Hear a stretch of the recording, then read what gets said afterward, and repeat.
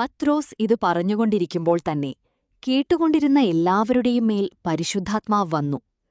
വിജാതീയരുടെ മേൽ പോലും പരിശുദ്ധാത്മാവിന്റെ ദാനം വർഷിക്കപ്പെട്ടതിനാൽ പത്രോസിനോടുകൂടെ വന്നിരുന്ന പരിച്ഛേദിതരായ വിശ്വാസികൾ വിസ്മയിച്ചു. അവർ അന്യഭാഷകളിൽ സംസാരിക്കുന്നതും ദൈവത്തെ സ്തുതിക്കുന്നതും അവർ കേട്ടു. അപ്പോൾ പത്രോസ് പറഞ്ഞു, നമ്മെപ്പോലെ തന്നെ പരിശുദ്ധാത്മാവിനെ സ്വീകരിച്ച ഇവർക്ക് ജ്ഞാനസ്നാനജലം നിഷേധിക്കാൻ ആർക്കെങ്കിലും സാധിക്കുമോ? യേശുക്രിസ്തുവിന്റെ നാമത്തിൽ അവർക്ക് സ്നാനം നൽകാൻ അവൻ കൽപ്പിച്ചു. കുറേ ദിവസം തങ്ങളോടുകൂടെ താമസിക്കണമെന്ന് അവർ അവനോട് അഭ്യർത്ഥിച്ചു.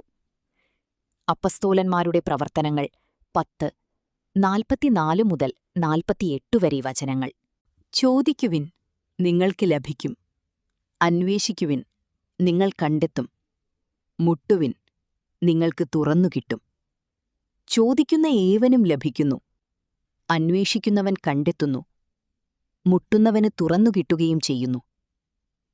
മകൻ അപ്പം ചോദിച്ചാൽ കല്ലു കൊടുക്കുന്ന ആരെങ്കിലും നിങ്ങളിലുണ്ടോ? അഥവാ മീൻ ചോദിച്ചാൽ പാമ്പിനെ കൊടുക്കുമോ?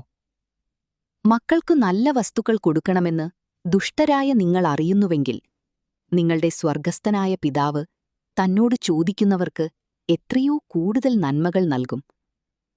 മറ്റുള്ളവർ നിങ്ങൾക്ക് ചെയ്തു തരണമെന്ന് നിങ്ങൾ ആഗ്രഹിക്കുന്നതെല്ലാം നിങ്ങൾ അവർക്കു ചെയ്യുവിൻ. ഇതാണ് നിയമവും പ്രവാചകന്മാരും. ഇടുങ്ങിയ വാതിലിലൂടെ പ്രവേശിക്കുവിൻ. വിനാശത്തിലേക്കു നയിക്കുന്ന വാതിൽ വിസ്തൃതവും വഴി വിശാലവുമാണ്. അതിലേ കടന്നുപോകുന്നവർ വളരെയാണുതാനും. എന്നാൽ ജീവനിലേക്കു നയിക്കുന്ന വാതിൽ ഇടുങ്ങിയതും വഴി വീതി കുറഞ്ഞതുമാണ്.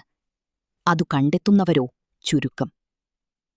വിശുദ്ധ മത്തായി അറിയിച്ച നമ്മുടെ കർത്താവീശോ മിശിഹായുടെ പരിശുദ്ധ സുവിശേഷം, അധ്യായം 7 മുതൽ 14 വരെ വാക്യങ്ങൾ. ഈ വചനങ്ങളിലൂടെ പരിശുദ്ധാത്മാവിനായി ആവർത്തിച്ചാവർത്തിച്ച് യാചിച്ച് പെന്തക്കുസ്താ തിരുനാളിനായി ഒരുങ്ങാം. നമ്മുടെ ക്ഷാമം പരിശുദ്ധാത്മക്ഷാമമാണെന്ന് ഓർക്കുകയും ചെയ്യാം.